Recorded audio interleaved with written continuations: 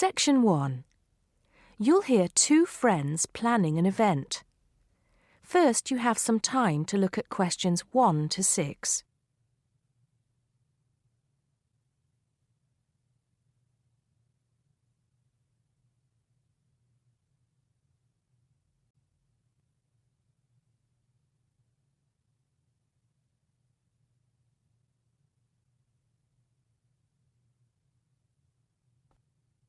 Listen carefully and answer questions 1 to 6. Hello, Joan. I'm glad you could come. Hello, Peter. What's up? Is something the matter? No, everything's fine. It sounded urgent on the phone. Did it? It's just that I've had this idea and I wanted to see how soon we could get it off the ground. Well, don't keep me in suspense. You closed down the local clinic. It was in the newspaper yesterday, but most people have actually known for some time. Well, I thought we should do something about it. What did you have in mind? I thought we could organise a charity event and donate the money to the clinic. I know it doesn't sound much, but it will show the local council how we feel and that we mean business. That'll take quite a lot of organising. Why don't we just hold a protest outside the town hall? A protest would take just as much organisation as an event like this. Besides, I think fewer people would turn up. A village fair or something like that would attract more people and get money for the clinic. People are more generous when they're enjoying themselves. OK then, it sounds good to me. How do we start? First, we put our heads together and come with a list of people who'll be willing to help and people who can provide us with some of the things we need. For example, we might need a caterer to provide refreshments, a rock band for entertainment, tents and so on. Then we do a lot of telephoning around and try to get everybody to be together at the same time in the same place. Sounds like a lot of work to me. Well, that's only the beginning. First things first, though.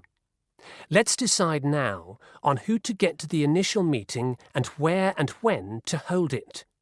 Fine. Well, the village hall would be the best place to have the meeting. It's not as big as the youth club, but it's warmer.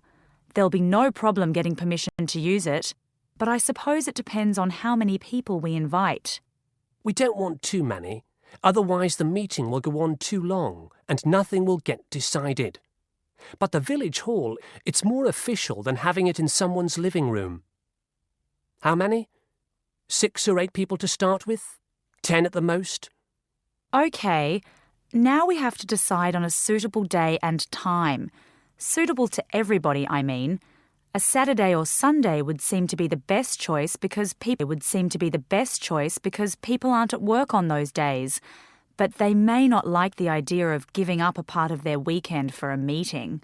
Unless we persuade them it's for a good cause, or that it's to their advantage, and that it'll all be a lot of fun.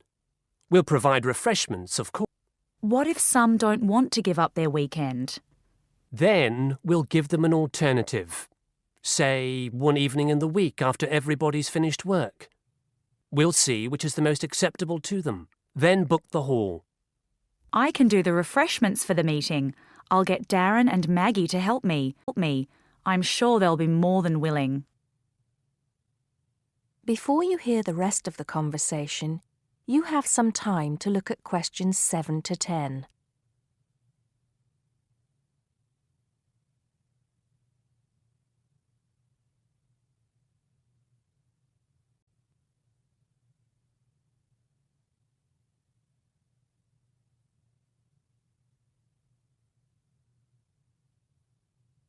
Now listen and answer questions 7 to 10. So, what's next on the agenda? A list of who we want at the meeting. Yes, of course. Obviously, we want someone from the clinic. I think Dr. Perkins would be best. He can tell us exactly what the financial situation is there. You know, how much money it takes to keep the place running, and how important it is for the community to have the The vicar too. He can rally lots of support. And Mr. Sims, our Member of Parliament. He is very busy, but I think I can persuade him to come, or get his wife to persuade him to come. I see her quite a lot socially. That's great. 2 other people I have in mind are Freddie Smith. The journalist? Yes. Well, he's the editor of the local paper now and might be useful. He might let us advertise for free, and he'll know how to go about getting leaflets and posters printed. That's another thing. We'll need volunteers to put leaflets through people's doors and stick up posters all over the place. We can decide that at the meeting. What about the other person? What other person? You said you had 2 people in mind, Freddie Smith and... Oh, yes, Mr. Gates. Mr. Gates. Do I know him? He owns Greatfields Farm. We need a large area to hold the fete. Right. So how many have we got then? 7 or 8? There's Dr. Perkins, Mr. Sims, that journalist. Freddie Smith, you mean? Yes, him. And the vicar and Mr. Gates, the farmer. That's only 5. There's you and me, that's 7. That will do for now. Let's start making phone calls. That is the end of section 1. You now have half a minute to check your answers.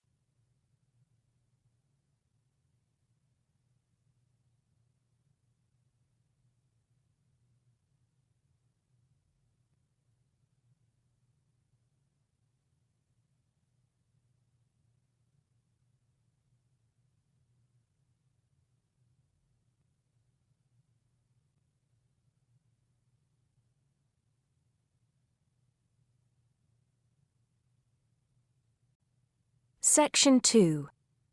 You'll hear a guide talking to visitors about a tourist attraction. First, you have some time to look at questions 11 to 14.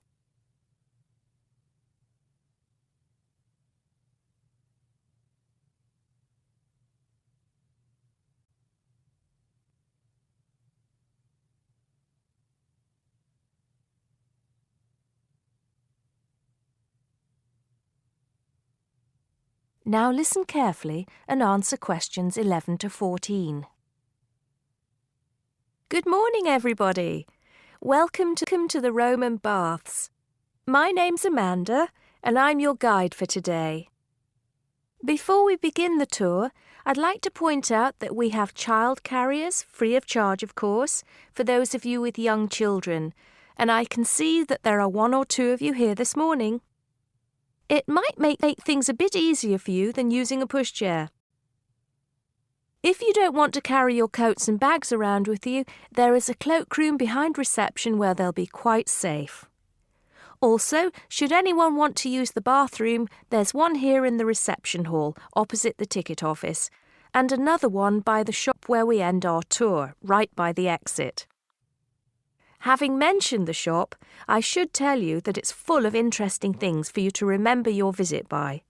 Posters, postcards, replicas of the Gorgon's head, the Haruspex stone, and the statues that you'll be seeing on your tour. There are also games, books and videos for children and other souvenirs. Our first stop will be the terrace, where you will get your first view of the baths. Now, the statues that line the terrace here are of Roman emperors, governors of Britain, and various military leaders. These aren't from Roman times either. In fact, they were sculpted in 1894, especially for the grand opening of the baths in 1897. But what you can see from here is only a fraction of the whole Roman bath site, which stretches below ground level under the surrounding streets and squares of the town. While we're here on the terrace, getting our first look at the baths, let me fill you in on a bit of the history. This site, with its hot springs, has long been seen as a sacred place, and the first people to build here were the Celts, and the shrine they built was dedicated to the goddess Sulis.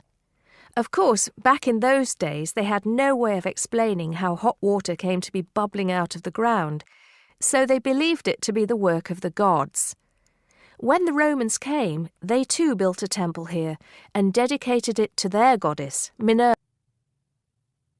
Before you hear the rest of the talk, you have some time to look at questions 15 to 20.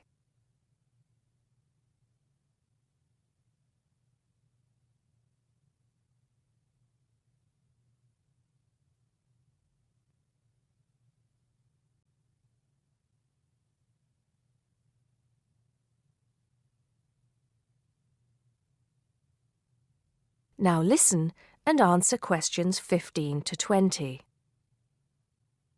The bath you can see from here is called the Great Bath. Not very imaginative, I know. Impressive, isn't it? At one time it was housed in a huge vaulted hall 40 metres high, which for many people of the period must have been the largest building they'd ever seen in their lives. The bath itself is 1.6 metres deep, ideal for bathing, and has steps leading down to the water on all sides. The niches or alcoves you can see all around the bath would have had benches and possibly small tables for drinks and snacks. Not a bad way to spend your free time, relax, and tell yourself it's all good for your health. Let's move on to our next stop, the Sacred Spring. This is the heart of the site, where the hot water bubbles up from the ground at a temperature of 46 degrees centigrade. The water comes up from a depth of between roughly 2,500 and 4,500, where geothermal energy raises the water temperature to between 64 degrees and 96 degrees. Over 1 million litres of this hot water rise up here every day, and as well as being hot, the water is rich in minerals, and it was thought it would cure various ailments and illnesses. In fact, people came here from all over the Roman Empire to try out its healing powers. Before we take a look at the changing rooms and saunas, which are known as the East Baths, and the plunge pools and heated rooms of the west part of the bathhouse, we'll pass through the site of the temple and the temple courtyard. Here we are. This temple is one of only 2 known classical Roman temples in Britain. The other is the Temple of Claudius at Colchester. This temple is said to date from the late 1st century AD, being built in 60 and 70 AD. But the original temple has been knocked about and added to over the centuries, and what you can see here are just bits of the original temple. OK, shall we move on? That is the end of section 2. You now have half a minute to check your answers.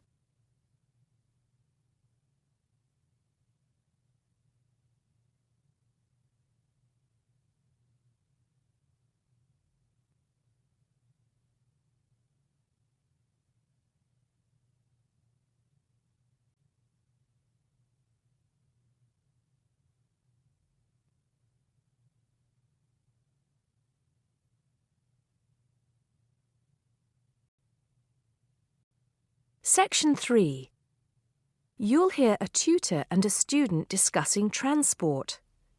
First, you have some time to look at questions 21 to 25.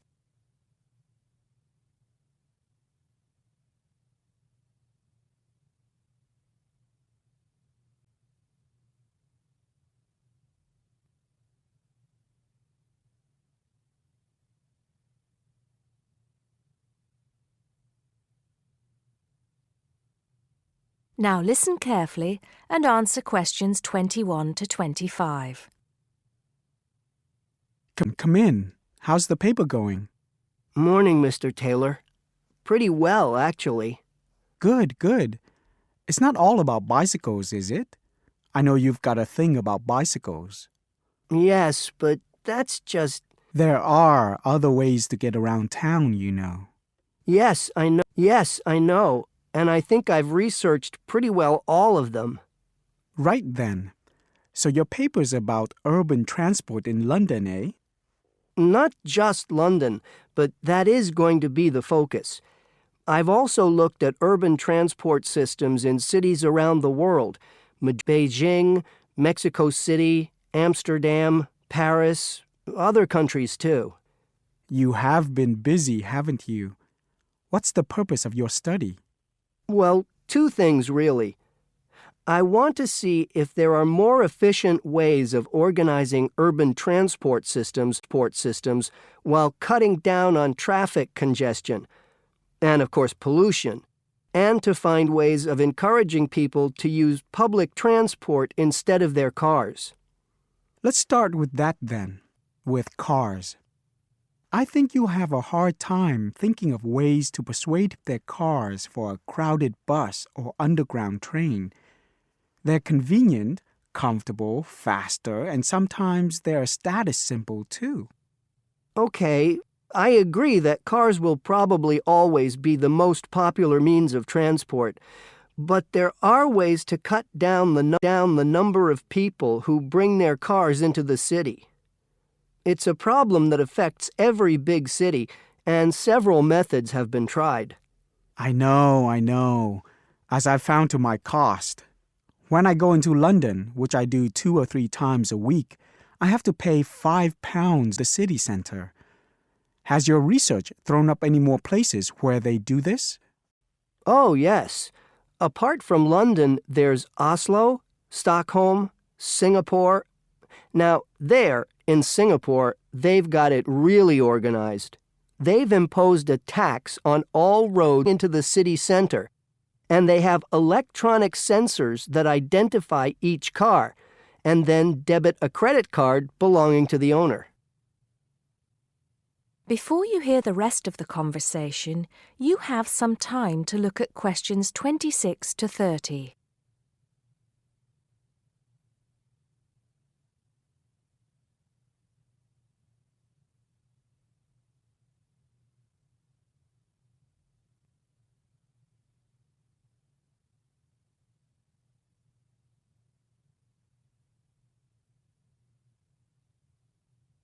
Questions 26 to 30. And other cities, instead of charging motorists to come into the city center, have tried other measures. Such as? Well, in Athens, cars are only allowed to go into the city center on alternate days, depending on their license plate. In Bogota and some other Latin American cities, such as Quito and Sao Paulo, they've developed what is called a BRT system. A what? A BRT system, a bus rapid transit system. People leave their cars outside the city and take buses, which have special express lanes into and through the city. It's been so successful that they're trying it out in Mexico City, Beijing, Seoul, and Taipei. And other cities are pedestrianizing more and more areas of the city center. I see. How have these measures affected traffic congestion and pollution levels? In most cases, it has led to a reduction in the number of cars entering the city center.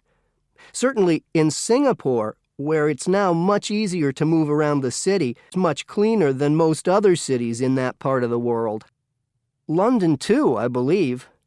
I can give some facts and figures if you like. Please do. In the first year after the tax was introduced, the number of people using buses to get to the city center rose by 38%. Really? 38%? Incredible. Yes, and the number of cars entering central London dropped by about 18%. There's more. The number of people using bicycles and mopeds went up 17%. I knew we'd get to bicycles at some point. Well, yes. In the city, the bicycle has a lot going for it. You can avoid traffic jams, there are no parking problems, they don't pollute, they're cheap to run, and they don't cost very much. Oh, and here's for you. You can fit 20 bicycles in the space needed to park one car. Well, I never. But I can't see it catching on. Besides, we seem to be getting off the point. Not at all. China, Japan, and Holland have all integrated bicycles transport systems. In Holland and Japan, they've got special parking areas for commuters who get to the station by bike, and Japan has even built multi-story parking facilities for bikes close to railway stations. Then look at America. In New York, delivery services use bicycles because they can deliver messages and small parcels far more quickly and at much lower cost than cars or vans. Even the police use bicycles. In fact, in about 80% of the towns in America where the population is around 500,000, the police regularly patrol on bicycles. And they have proved to be effective because they can reach the scene of an accident or crime faster and more quietly than officers in patrol cars, making a lot more arrests per officer. Well, you do know your bicycles, don't you? But I do need to hear more about the public transport system and what's to be done about that. And I'd like you to look a bit more into the economics of it, how much it will cost to improve the situation, and so on. Okay? Right. See you next Tuesday. Yes. Bye, Mr. Taylor. That is the end of section 3. You now have half a minute to check your answers.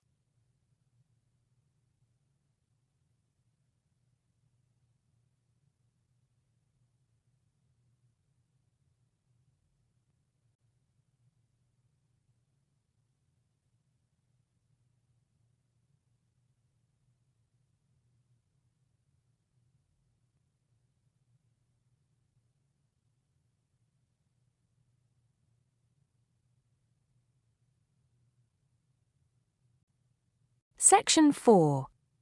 You'll hear a lecturer talking to a group of science students. First, you have some time to look at questions 31 to 34.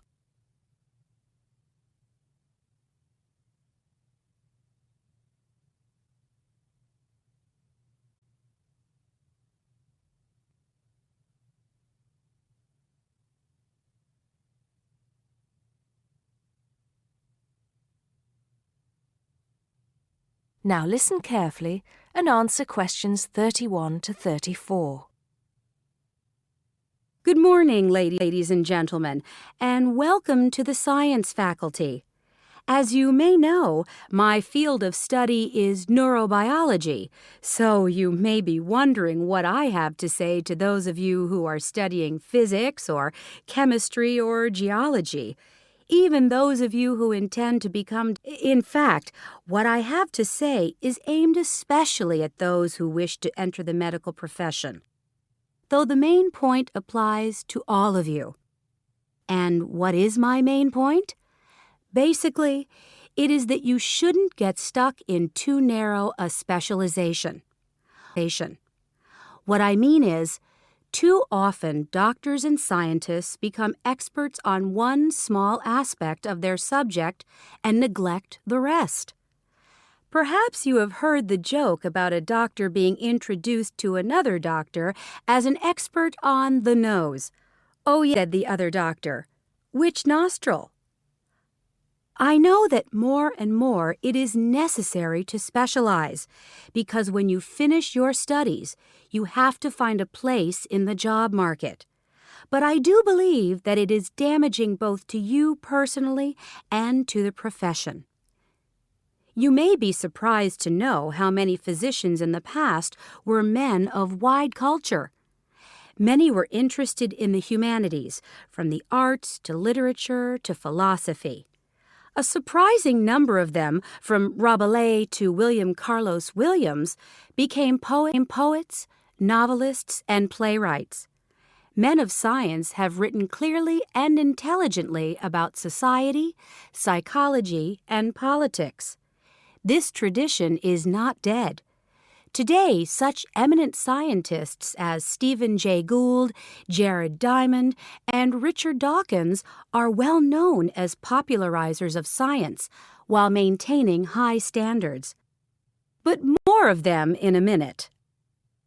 I'm not saying that while you are studying anatomy, you should sign up for a course in English literature, but reading a few works of fiction in your own time will show you the human mind, just as your anatomy classes show you the human body.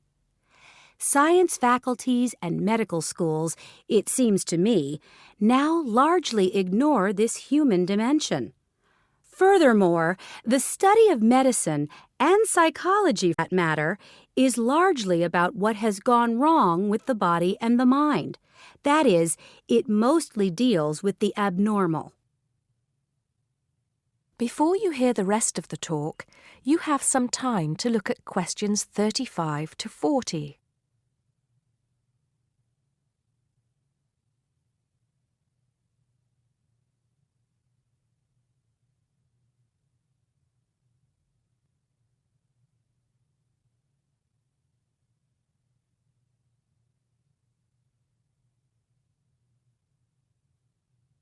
Now listen and answer questions 35 to 40.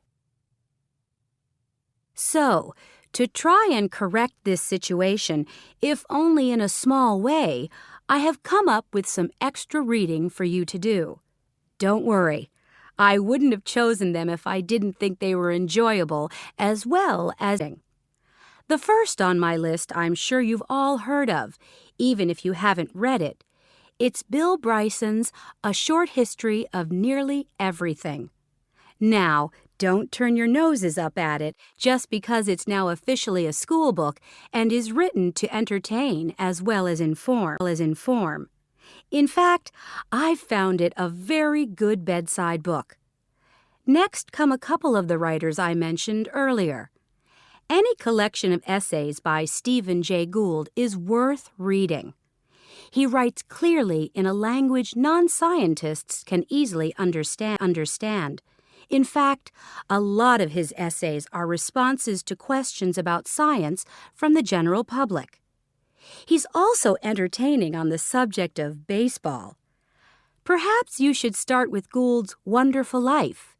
He writes brilliantly about natural history and how much imagination and excitement there is in scientific discovery.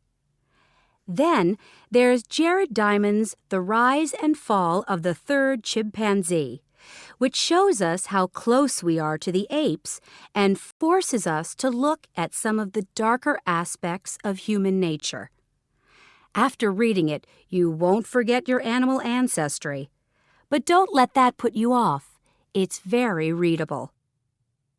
You're probably saying to yourselves, just a minute, these are all science books. What about the fiction? I'll come to those in a later lecture. At the moment, I'm just trying to get you to read away from your chosen field of study. However, I will recommend one work of fiction now, though it might come as a bit of a surprise. If it does, it means you haven't read it. The book is The Water by Charles Kingsley. I can see I have surprised you. Well, it is in fact the first fictional response to Charles Darwin's On the Origin of Species. Yes, it is a children's book, but full of surreal fantasy and wit. The fifth book on the list is a biography, The Emperor of Scent by Chandler Burr. To my mind, it's not particularly well written, but it is a fascinating story. It is about Luca Turin, a biophysicist who becomes an expert on perfume, and about how he missed getting the Nobel Prize. If any of you are thinking of a career in scientific research, this book might make you think again. It's a very tough dog-eat-dog business, which brings us to the book that inspired Kingsley's Water Babies, that classic of the genre, Charles Darwin's On the Origin of Species. If you haven't read it already, perhaps you shouldn't be here. If you have, it won't hurt to read it again. Or if you prefer, read his The Voyage of the Beagle, which as well as being of interest to any natural historian or anyone interested in scientific method, also makes a great travel book. Well, I think that's enough to be going on with, and I can see that it's time to finish up. So please bear in mind, throughout whatever you are studying, not to neglect other aspects of your wider, non-academic education. Thank you. That is the end of section 4. You now have half a minute to check your answers.